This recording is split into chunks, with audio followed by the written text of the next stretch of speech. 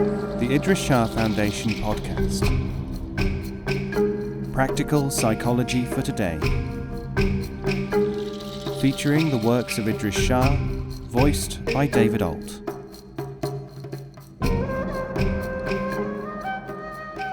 Welcome to the Idries Shah Foundation podcast. In this edition of the podcast, we will hear selections from Wisdom of the Idiots by Idries Shah. This audio is made available by the Idries Shah Foundation. The Rogue and the Dervish. A certain dervish planned an object lesson. He paid an actor to go to a town and set himself up as a religious teacher. "Collect all the disciples you can," he said, "pretending to be a man of great sanctity. When I arrive, I shall unmask you. The people will realize that they have been fooled and will listen to my teachings once I have shown them how shallow are their beliefs." Some months later, the dervish entered the town and made his way to the mystic's house. There was the actor, surrounded by adoring disciples who were showering him with gifts and praising his every word. The dervish started to speak. "O people, know that I have come to explain everything to you. I sent this man to prove how people will believe anything if they want to. Now I shall give you true teaching instead." The actor said nothing at all. The people seized the dervish and carried him off to an asylum as a madman. The actor came to the barred window one night and said to him, "Although a vagabond in appearance, I was wise enough to accept your advice. Although a wise man in your own opinion, you were foolish enough to believe in your own plans. A crooked plan will benefit only the crooked, and a wise one only the wise."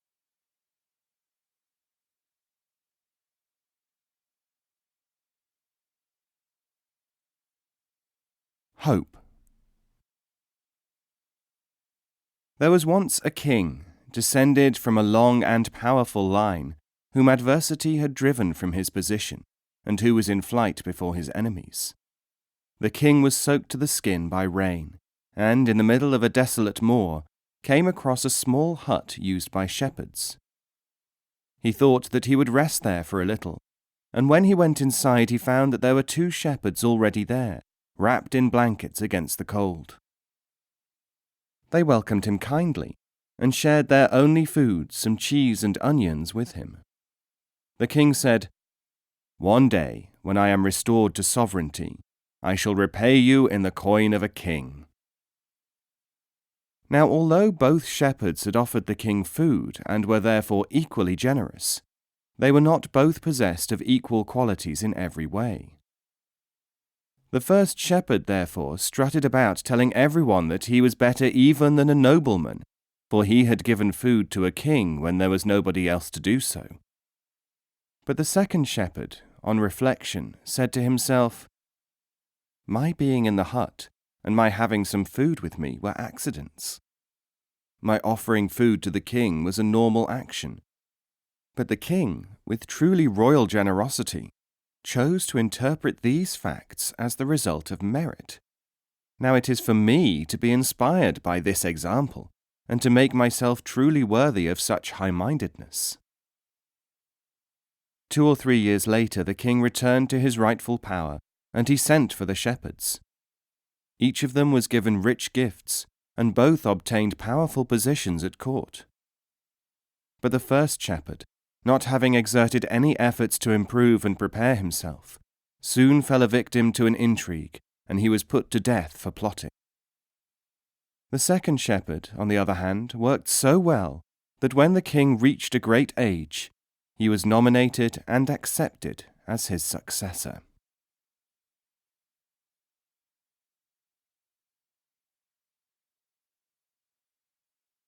Wanting.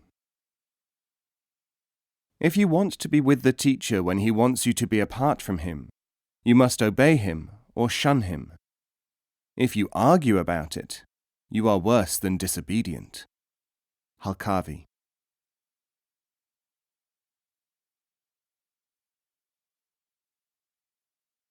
The Archer. The champion bowman of the town of Salimia complained that he had no peer. "These people, the Salamites, are no archers, and thus they cannot judge my excellence," he repeated again and again to anyone who would listen. He convinced everyone of his unhappiness. One day, a certain Sufi master was passing through the town and stopped to drink some tea. In the tea-house, the people told him of the miserable archer. "He may believe that he is suffering," said the sage, "but the All-Highest has in fact been more than kind to this man. Had he been placed among archers, he would have been in constant fear of being outdone. If he had really needed adversaries of his own quality, nothing would have prevented him from finding them. Until man and his audience can hear the unspoken message and forget the spoken one, he will remain in chains."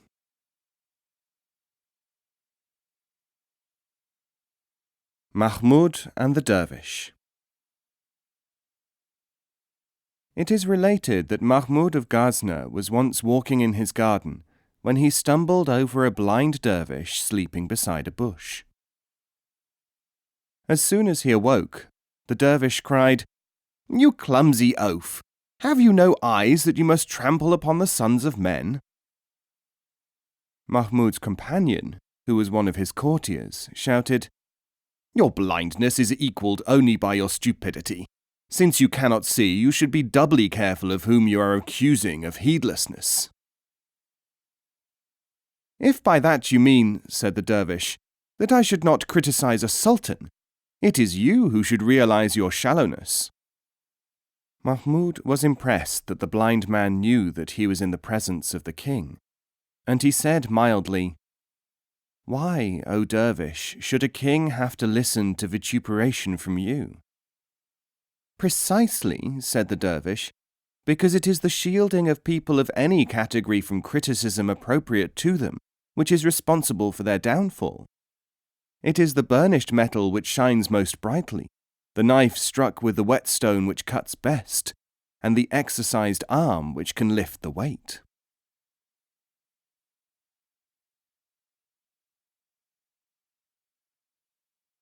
Stages. First, I thought that a teacher must be right in all things. Then I imagined that my teacher was wrong in many things. Then I realized what was right and what was wrong. What was wrong was to remain in either of the first two states.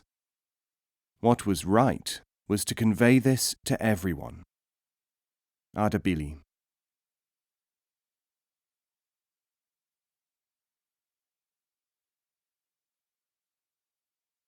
What is in it? A certain Bektashi dervish was respected for his piety and appearance of virtue. Whenever anyone asked him how he had become so holy, he always answered, "I know what is in the Quran."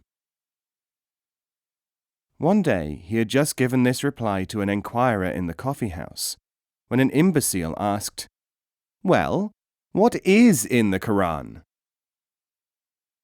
"In the Quran," said the Bektashi, "there are 2 pressed flowers and a letter from my friend Abdullah."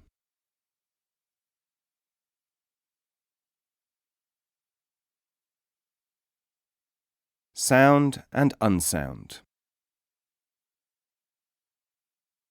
A wandering seeker saw a dervish in a rest house and said to him, "I have been in 100 climes and heard the teachings of a multitude of mentors. I have learned how to decide when a teacher is not a spiritual man. I cannot tell a genuine guide or how to find one, but half the work completed is better than nothing." The dervish rent his garments and said, "Miserable man! Becoming an expert on the useless is like being able to detect rotten apples without learning the characteristics of the sound ones. But there is a still worse possibility before you. Beware that you do not become like the doctor in the story. In order to test a physician's knowledge, a certain king sent several healthy people to be examined by him. To each the doctor gave medicine. When the king summoned him and charged him with this deceit, the leech answered, "Great king, I had for so long seen nobody but the ailing that I had begun to imagine that everyone was ill, and mistook the bright eyes of good health for the signs of fever."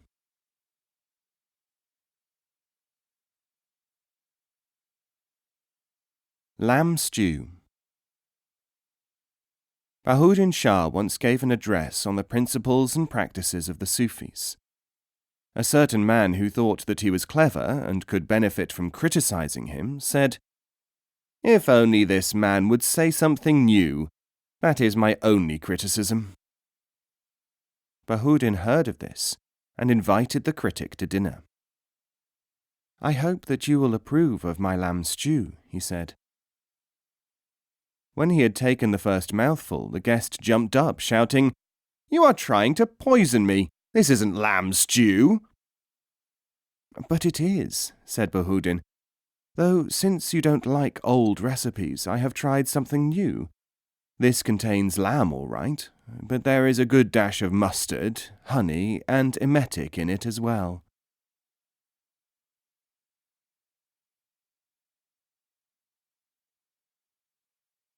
Finding fault. Isa ibn Abdul Wahhab al-Hindi held long and frequent conversations in which he discoursed on every imaginable topic for a number of years. One day, a certain respected sheikh called upon him and said, "My heart is heavy, for it is reported that you have spoken critically of me on many occasions." Isa said, "I have said 20 times that there are disparities between your words and actions. Can you doubt that this is true?" The sheikh answered, "I would be glad to hear the grounds upon which you find fault with me." Isa replied, "You will know them the moment you hear the 200 occasions on which I have praised you before those same people, who, in the name of accuracy, now inwardly seek to separate us.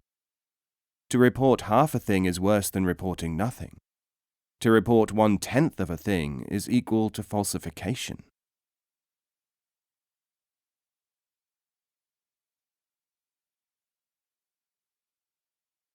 Hearing. A visitor who had come from a far country said to Bahudin Shah, "Let me sit in your durbar and hear your words, for it has truly been said that reading is no substitute for hearing." Bahudin said, "Alas, if you are not deaf, it is sad that I should have had to wait so long to welcome you here. You see, I never give any lectures nowadays." The visitor asked why. Bahudin said, "I have never given any lecture since a group of partially deaf people came one day. I said, 'Do not be like a dog or a swine,' and after they left me, they fell out, disputing as to whether I had said, 'Be a dog,' or even, 'Eat swine's flesh.' With the written word, this is not possible. If you are blind, someone can always read to you."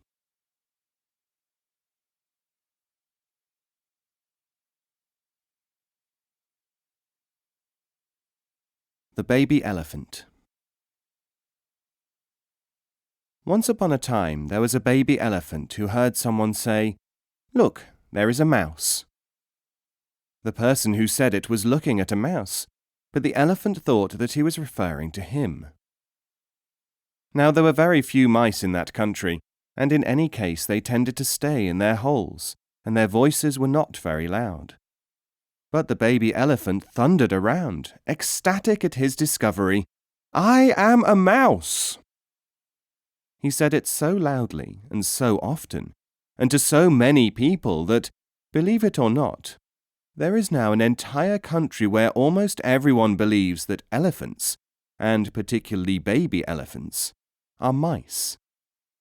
It is true that from time to time mice have tried to remonstrate with those who hold the majority belief, but they have always been put to flight.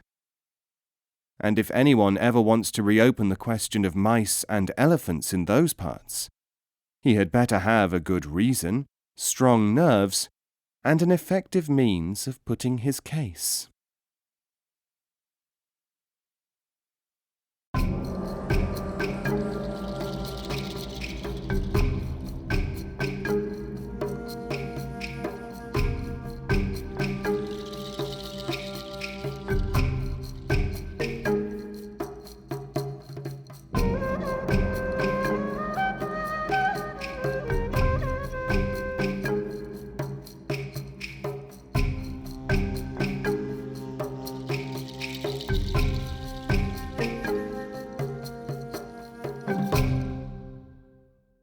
This podcast is copyright 2016, the Idries Shah Foundation.